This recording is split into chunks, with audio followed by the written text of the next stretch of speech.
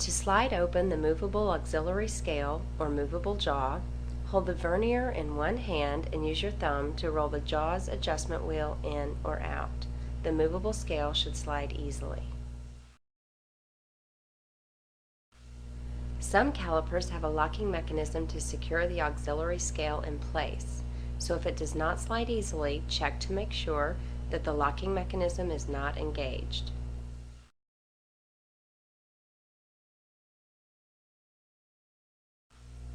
To measure the length of an object, simply slide open the caliper's auxiliary scale and place the object between the large jaws.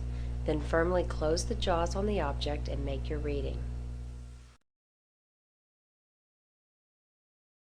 To measure the outer diameter of a round object, such as a cylinder or sphere, slide open the caliper's auxiliary scale and place the object between the large jaws. Note that when measuring the outer diameter of a cylinder, the jaws should be perpendicular to the cylinder's length. This ensures that an accurate reading of the diameter will be made. If the jaws are parallel to the cylinder's length, it is quite likely that an inaccurate reading will be made. Once the jaws are properly closed around the object, make your reading. To measure the inner diameter of a hollow cylinder, such as a pipe or length of tubing, slide open the caliper's auxiliary scale and place the small jaws within the cylinder's hollow opening.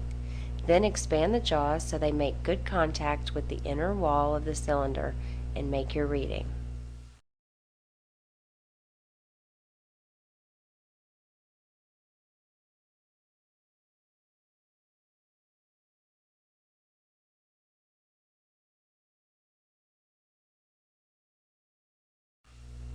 To measure the depth of a hole, slide open the caliper's auxiliary scale and place the depth indicator into the hole.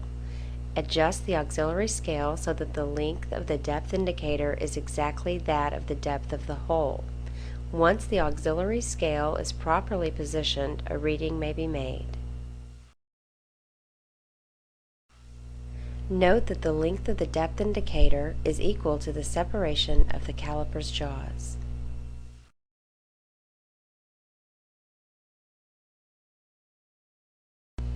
Most vernier calipers purchased in the United States give readings in both inches and centimeters.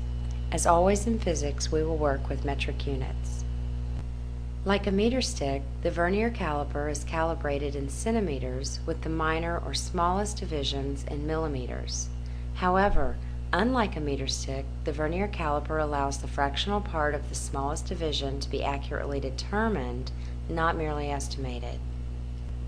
Using the vernier caliper to measure the length of an object is not as difficult as it may appear.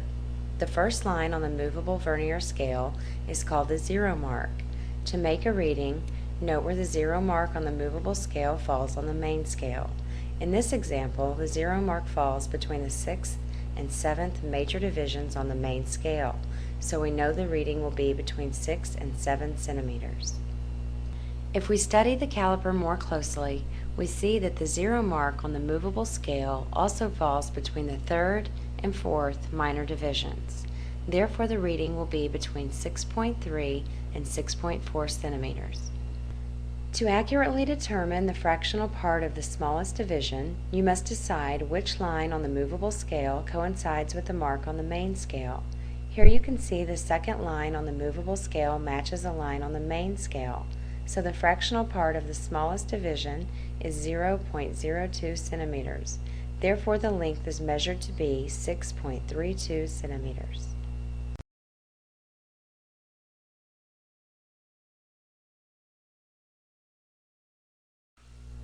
Try to determine the length of the aluminum block yourself.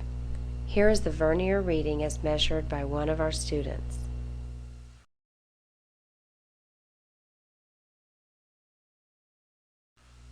Pause the video now to determine for yourself the length of the block.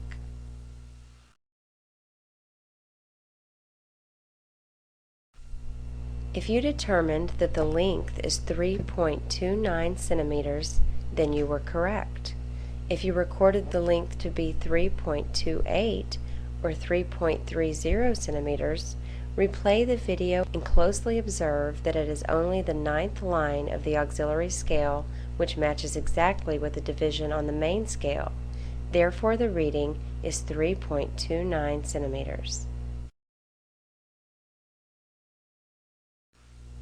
Now try to determine the radius of this aluminum sphere.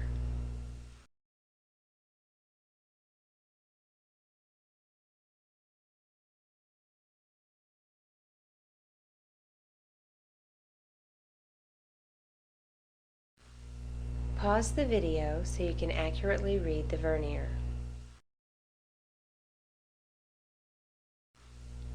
If you determined that the radius is 1.12 centimeters, then you were correct. If you found the radius to be 2.24 centimeters, recall that the vernier measured the sphere's diameter, not its radius.